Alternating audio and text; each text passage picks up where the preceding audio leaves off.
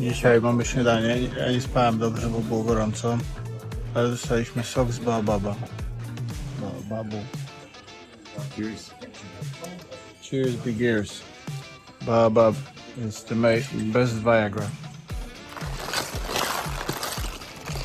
Nasza lodówka jest bardzo skuteczna. Idziemy na nasz pierwszy trekking. Dzisiaj do Parku Narodowego Tsingy i Bemara. Park był drogi, przewodnik jest drogi, a zezwolenie na drony było bardzo drogie. Mam nadzieję, że będzie tego warto.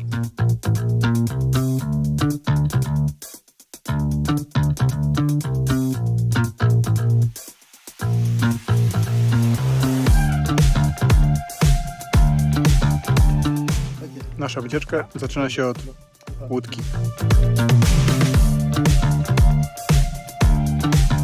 On the boat again. Pozdrowienia z pirogi.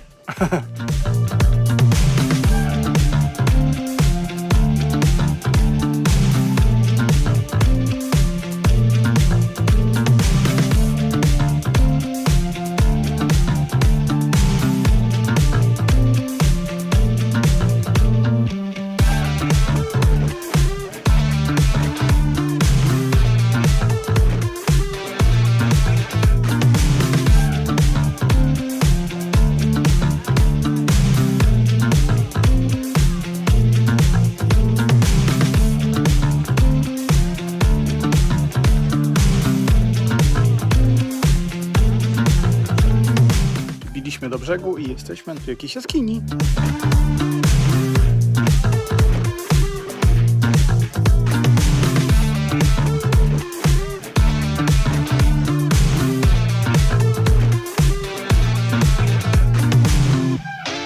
Przyszedł czas na małą spinaczkę w jaskini.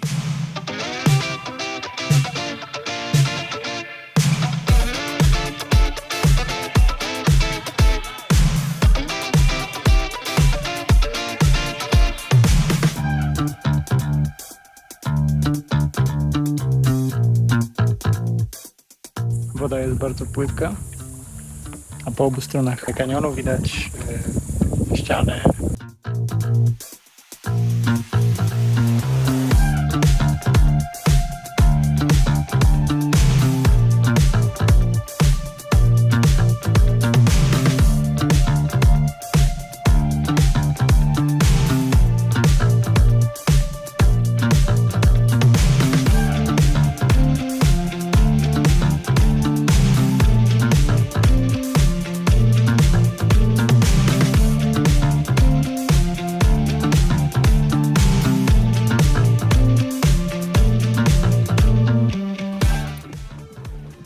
Zaczynamy trekking.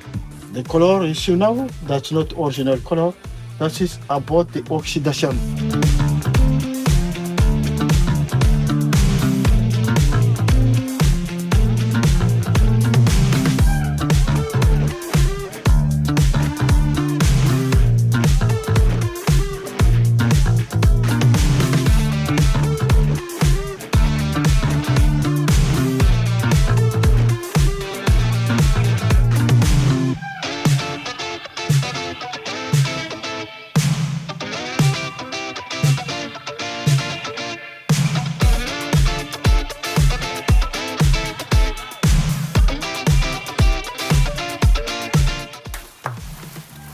What the palm tree.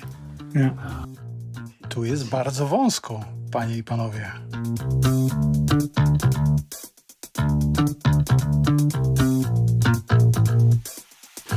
Trochę tu trzeba się wspinać.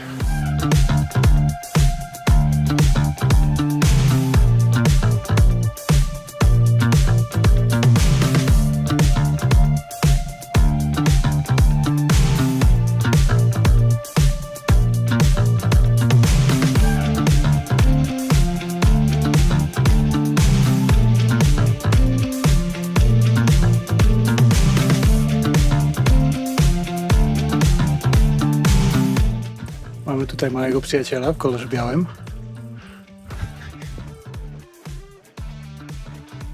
To jest iguana, mały dinozaur.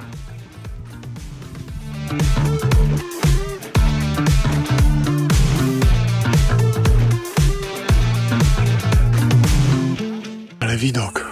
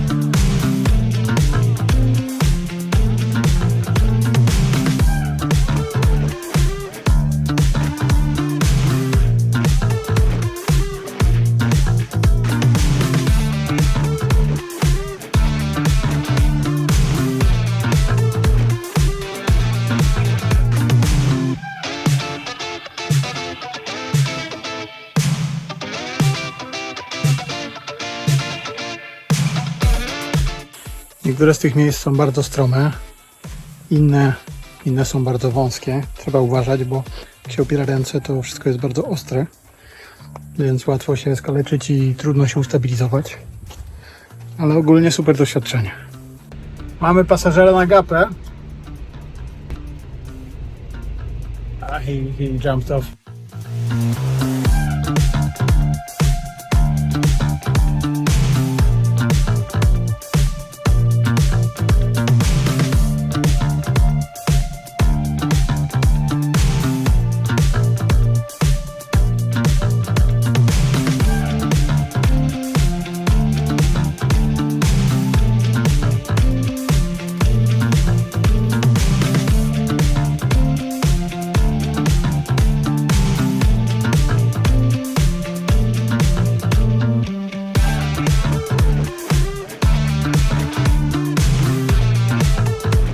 Znowu mamy pasażera na gapę.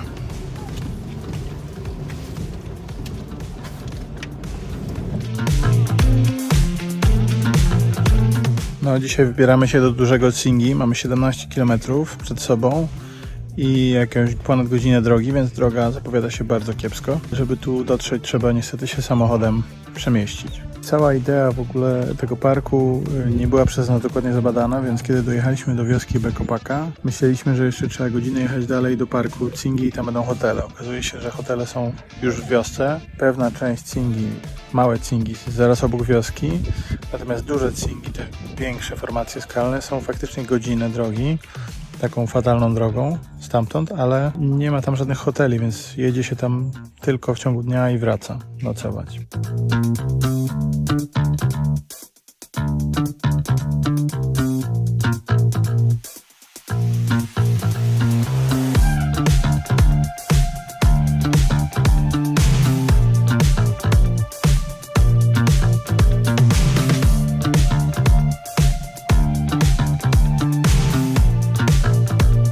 Dojechaliśmy, no wytrzęsło trochę, droga była dosyć fatalna. Przejeżdżaliśmy przez jakieś kałuże, drzewa, niesamowite wertepy. To jest chyba najgorsza droga do tej pory, chociaż za każdym razem tak mówię i za każdym razem coś nowego się potem znajduje jeszcze gorszego. Musimy założyć sprzęt do wspinania. How you feeling, man? Like a virgin.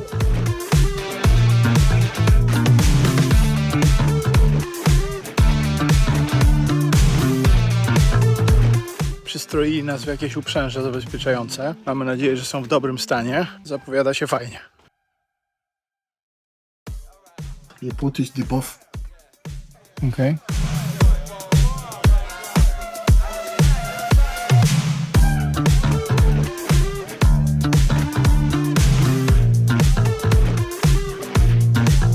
Trzeba się asekurować.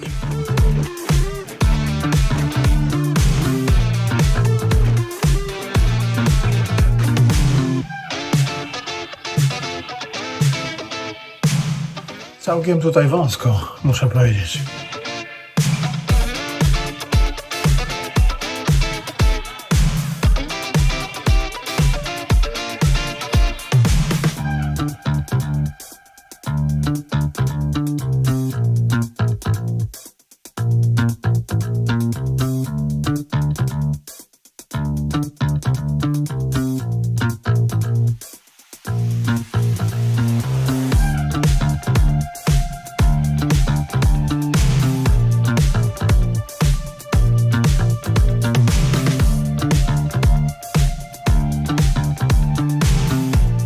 Mamy też tutaj jaskinię.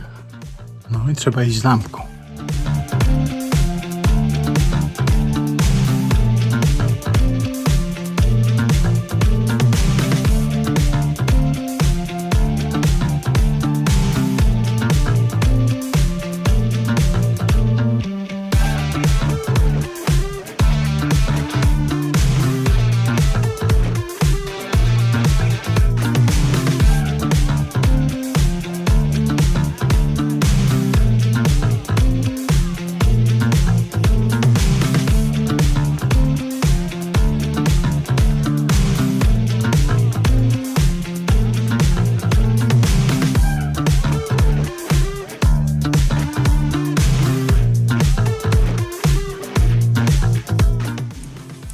Co chwila trzeba się przepinać. Trzeba pamiętać, żeby nie robić tego 2 klipsy na raz, tylko że po jednym.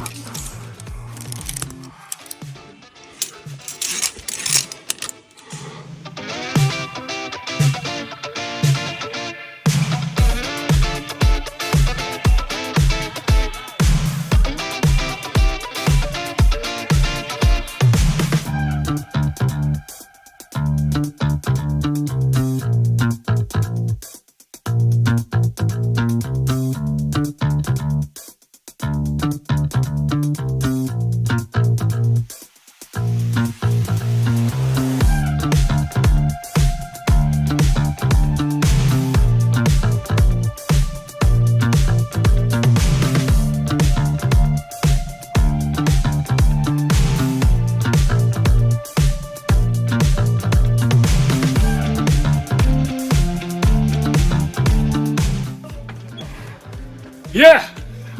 Trek jest dosyć wyczerpujący, bo jest gorąco, skałki, których się łapiesz, są ostre. No i jest stromo, trzeba uważać się na głowę, trzeba uważać na nogi, trzeba uważać, gdzie się staje, trzeba się wpiąć uprzężą i tak dalej, ale widoki są wspaniałe. Jest kilka takich platform widokowych, o jak tu, na które można wejść, w których można fajnie cykać zdjęcia, no i latać dronem.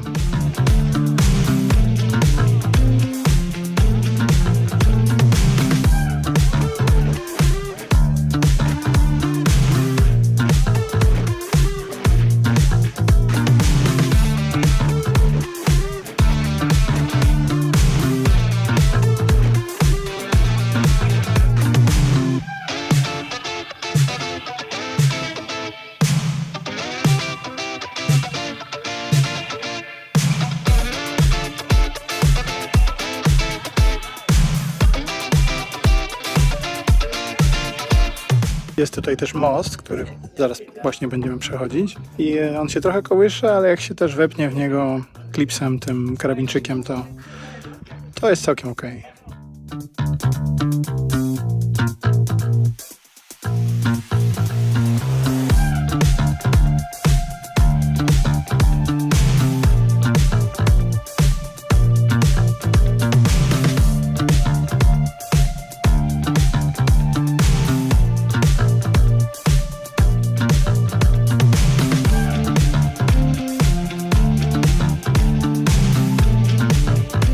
będzie trzeba przejść przez most. Trzeba. Trzeba przejść przez most.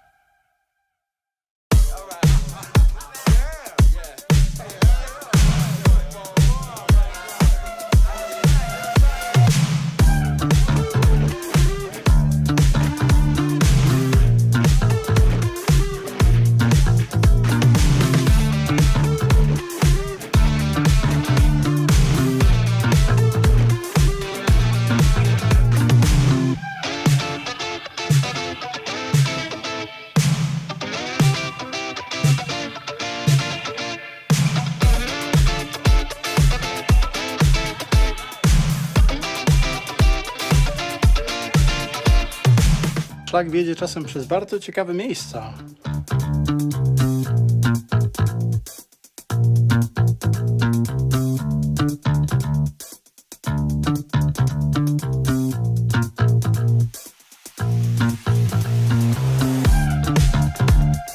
Cover your hair, man.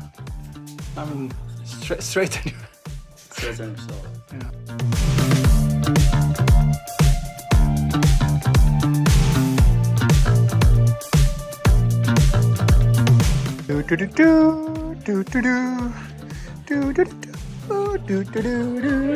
Jesteśmy tu prawie całkiem sami.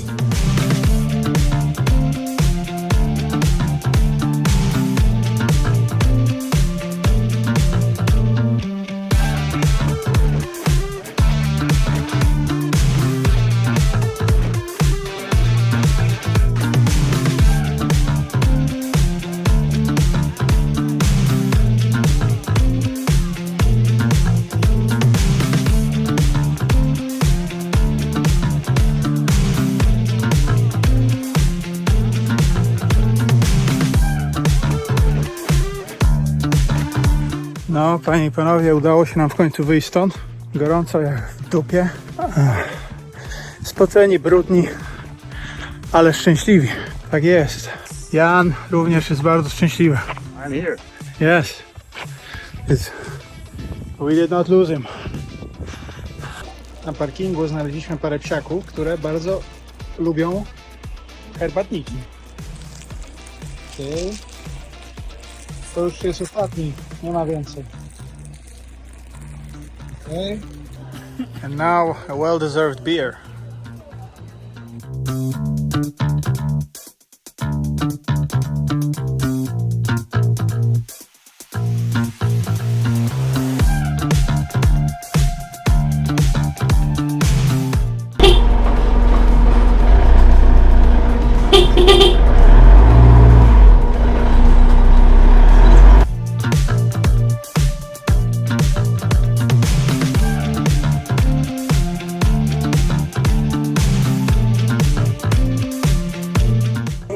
Jedną z takich interesujących rzeczy w francuskich koloniach jest tak zwany rhum arrangé, czyli smakowy rum.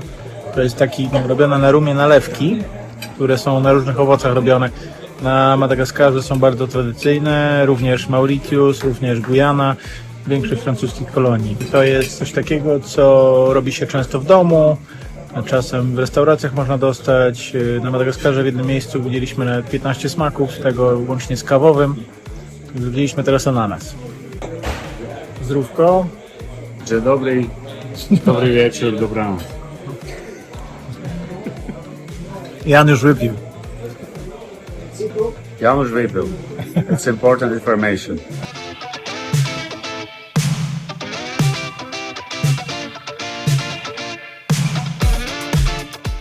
Pora pożegnać się z Bekopaką, z naszym uroczym hotelem, basenem, barem, restauracją, drzewkami i ruszyć w dalszą, w zasadzie powrotną, piaszczystą drogę w kierunku Morondawy. Będziemy w jeden dzień robić coś, co robiliśmy w zasadzie w 2 dni, w 1,5. Gdzie mamy przed sobą 2 promy i 10 godzin jazdy na strasznych wertepach, co najmniej. Dzisiaj będzie pierwszy ciężki dzień. No ale drogi Madagaskarze takie są, jakie są, więc no nic się na to nie poradzi. Ruszamy trochę za późno w stosunku do planu, ale lecimy.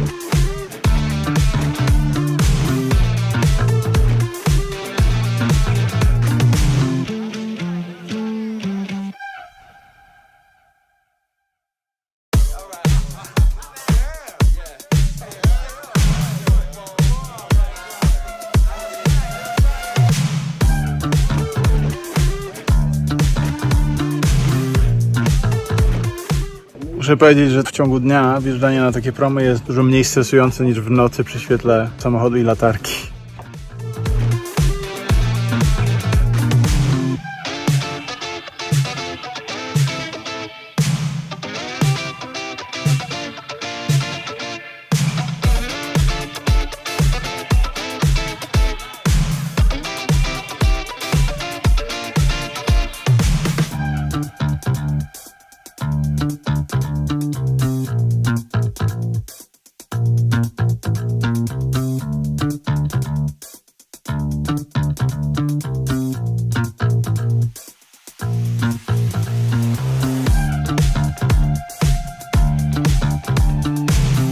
Jesteśmy drugi raz w Madzebu, wszystkie stoliki są zajęte, są rezerwacje, my nie mamy rezerwacji. Chcieliśmy usiąść przy barze, ale kelnerka mówi, że szef się nie zgadza. No więc poszliśmy do kuchni. W kuchni dzieje się cały czas, no ale szef się na chwilę oderwał i wyraził zgodę, więc jesteśmy przy barze. Robimy sobie selfie z szefem. Szef kuchni jest w tle, już poszedł, ale to nasza jedyna okazja.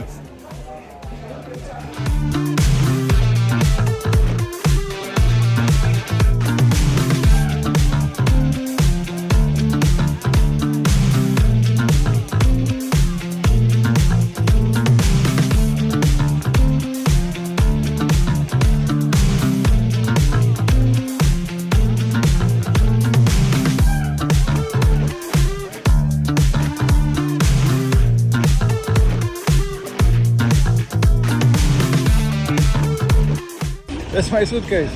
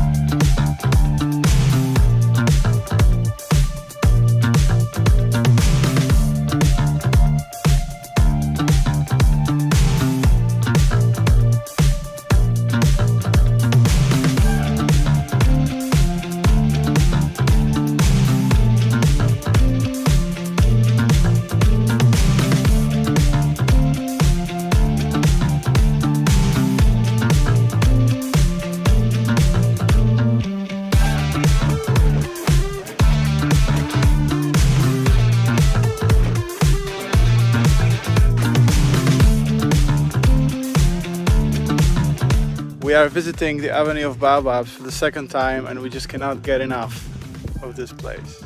It's a surreal place. Yeah. We want to be able to keep this memory forever. Tourists are making it a little bit stupid.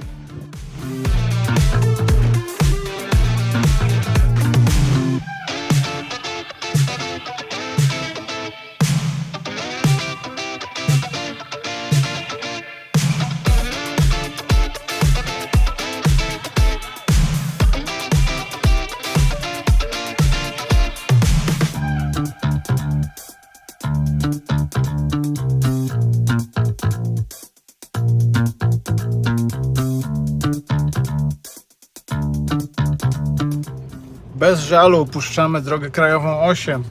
Skręcamy teraz w 35 w kierunku Morondawy. We will not miss National Highway 8. I think you can know why. I mamy znów asfalt. Dotarliśmy do Morondawy. Miasto sympatyczne, ma plażę, ale nie zostajemy tu długo.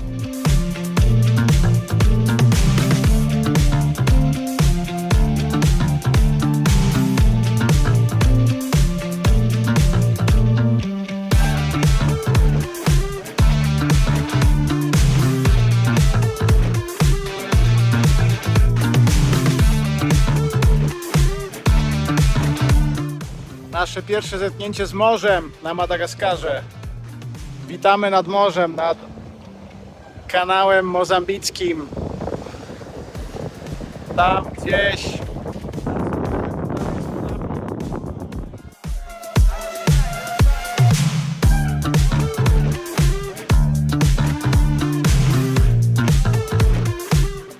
kwitnie życie miasta tutaj. Ludzie się bawią, ćwiczą skoki. Jest bardzo fajnie. No i śmierć rybami. Mamy taki fajny samochód, że będziemy mogli sobie pojechać kawałek po plaży.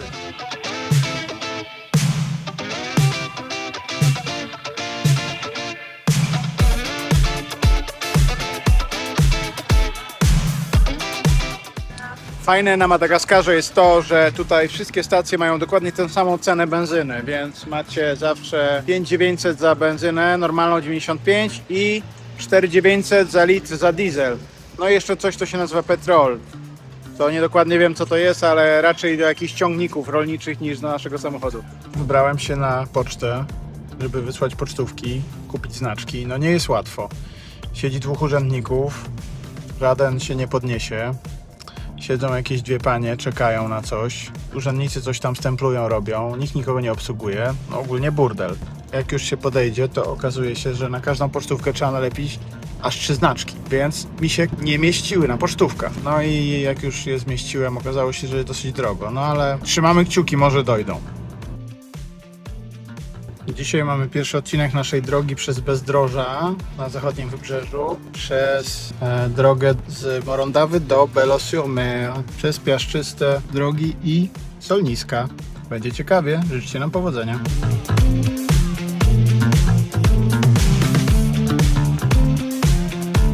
The adventure will begin now. I didn't press record. The adventure begins.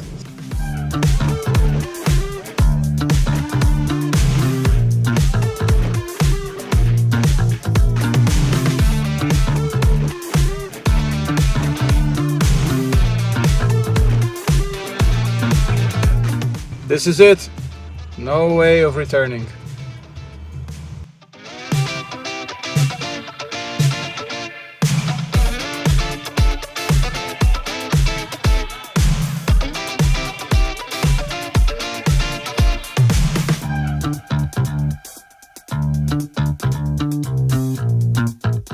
Za nami pierwszy dziwny most, którego baliśmy się przejechać, a przed nami pierwsza przeprawa przez rzekę bez promu.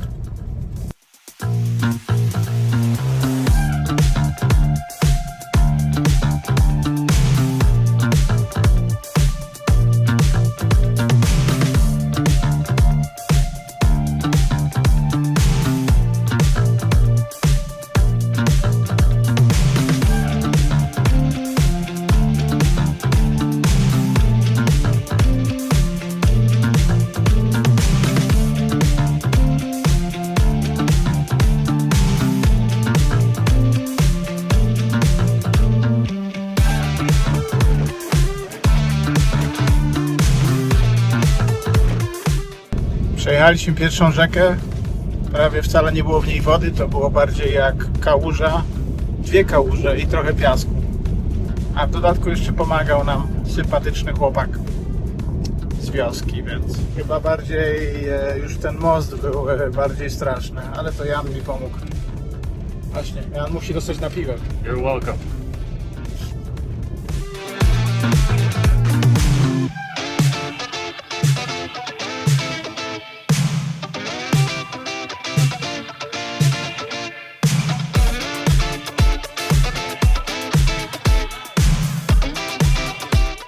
No właśnie przejechaliśmy naszą drugą rzekę i w zasadzie można powiedzieć, że to nie jest wcale rzeka, tylko jakieś leniwe bajoro. No ale przynajmniej coś tam płynie. Może ktoś jakąś wodę z tego uzyskuje. No i tak to wygląda.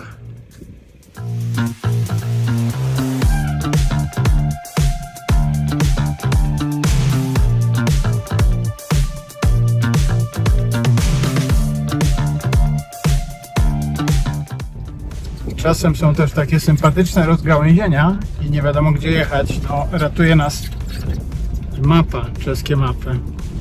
Mamy dosyć dokładnie pokazane, w którym kierunku jechać, ale oczywiście znaków żadnych nie ma.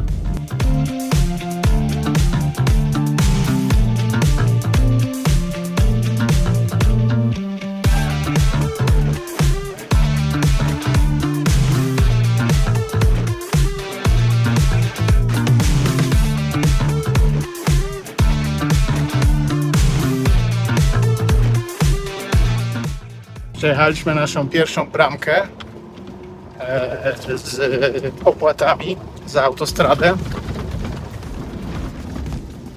Niestety nie udało się nic wynegocjować, poszło 5000.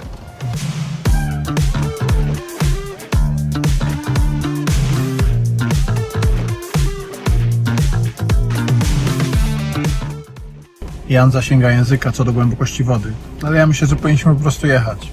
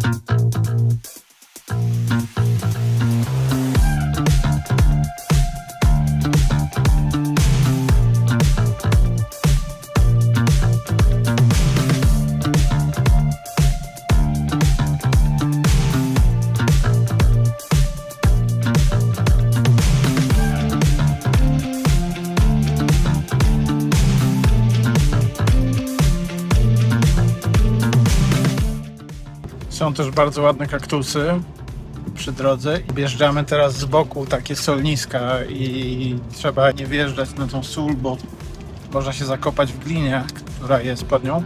No ale jedziemy z boku.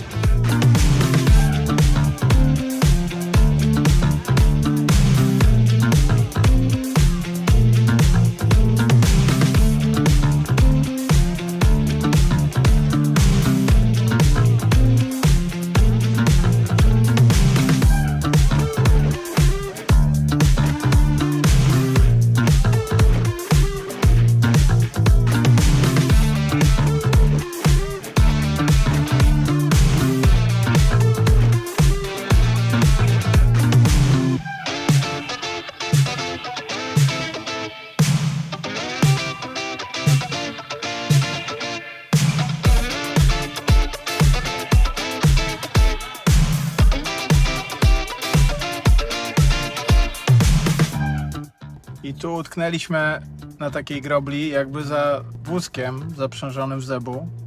2 chłopaków nie chce nas przepuścić. No trudno, przeczekamy jakoś.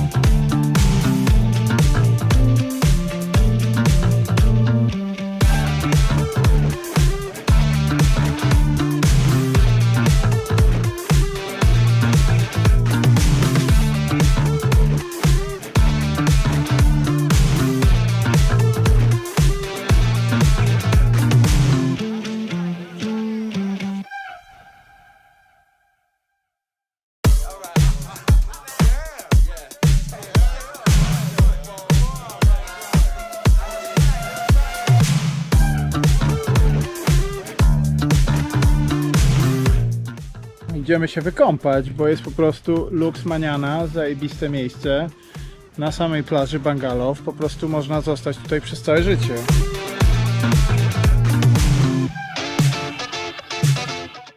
No ja założyłem bluzę, bo jest po prostu zimno, wieje wiatr. Wypizduję po prostu na maksa.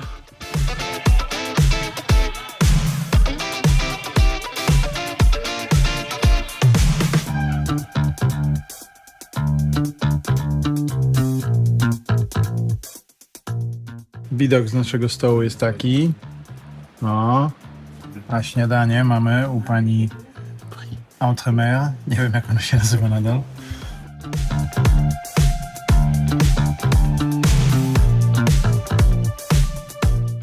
Jedziemy na wycieczkę łódką do koralowej pięknej wyspy.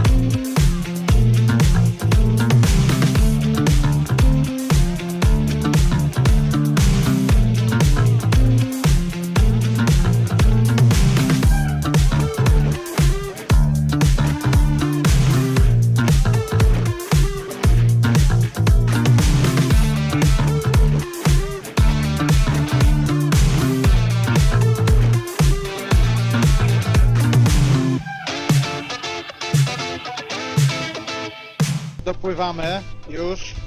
Trochę nas wytrzęsło, nawet zajebiście nas wytrzęsło. Trochę nas też pomoczyło, bo fale były zajebiste.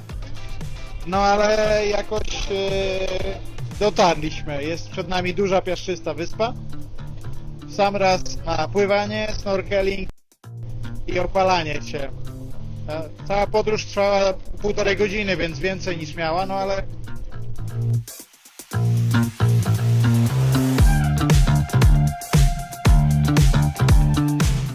Wysepka jest bardzo mała, już ją całą zwiedziliśmy.